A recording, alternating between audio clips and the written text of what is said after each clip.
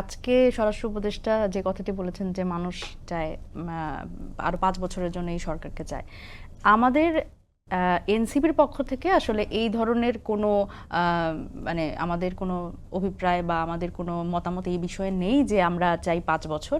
আমরা আসলে এটাকে কোনো টাইম ফ্রেমের মধ্যে ভাগ করতে চাই না। আমরা বরাবরই যেটা বলে এসেছি যে আমরা যেটা চাই যে একটা অভ্যুত্থান পরবর্তী সময়ে আমাদের রাষ্ট্রের গুণগত পরিবর্তন প্রয়োজন।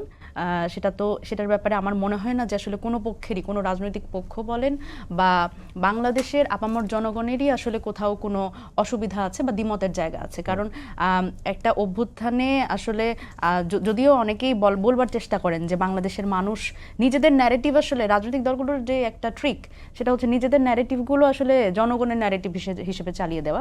সেক্ষেত্রে আমরা যারা আসলে অভ্যুত্থানে যারা আমরা যদি বলি যে বৈষম্য বিরোধী ছাত্র আন্দোলন অথবা এর পরবর্তীতে জাতীয় নাগরিক কমিটি, আমরা যেটা ভাবি সেটা হচ্ছে দেখেন এই অভ্যুত্থানের মধ্যে দিয়ে আমরা কোন মেসেজটা পেয়েছি যে অভ্যুত্থানে এত মানুষের সম্পৃক্ততা, মানে আসলে তো সবাই আসলে একটা সুন্দর রাষ্ট্র ব্যবস্থা দেখতে চায় যেখানে একটা মানে দুর্নীতি থাকবে না, তারপরে পুলিশের মতো কাজ করবে, যেখানে মানুষ গেলে সহায়তা পাবে।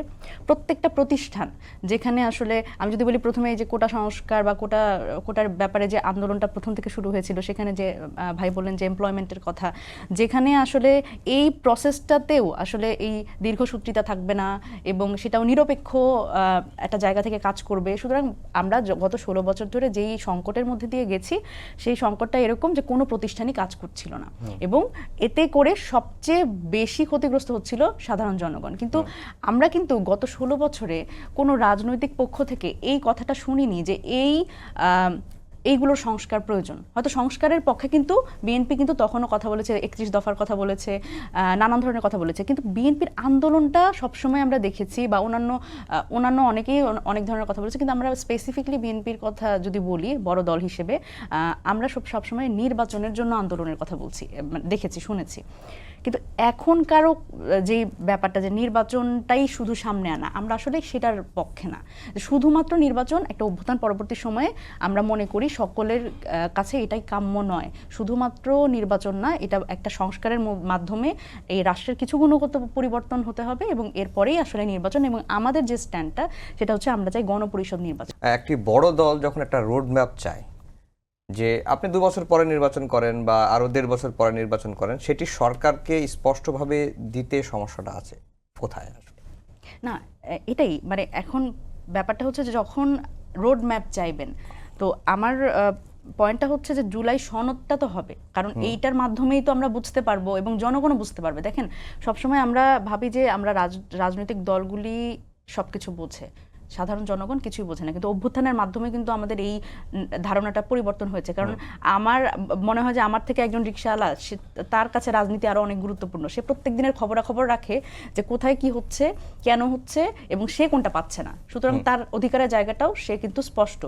তো সেই জায়গা থেকে আসলে মানে রোড ম্যাপের থেকে আমার কাছে মনে হয় যে এই যে জুলাই সনদ, এই সনদের পরেই সেটা ঠিক হতে পারে যে কোন রোড ম্যাপ, তো ওটাই যে আসলে কোন সংস্কার কখন করবে বা কতদিনের মধ্যে করবে, সেটাই তো স্পষ্টীকরণটাই তো রোড ম্যাপ।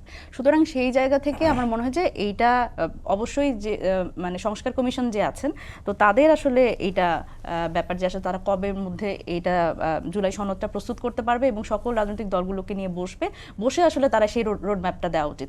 তবে সেটা অবশ্যই দেখেন, শুধু নির্বাচনটা আয়োজন করার জন্য তো একটা বড় ধরনের সংস্কার প্রয়োজন কিছু কিছু ক্ষেত্রে, যেমন পুলিশ সংস্কার, প্রশাসনিক সংস্কার।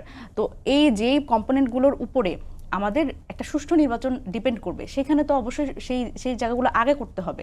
না হলে আপনি সুষ্ঠু নির্বাচনটা যে শুধু নির্বাচন বলে মুখে ফেনা তুলে ফেললে তো আসলে হবে না।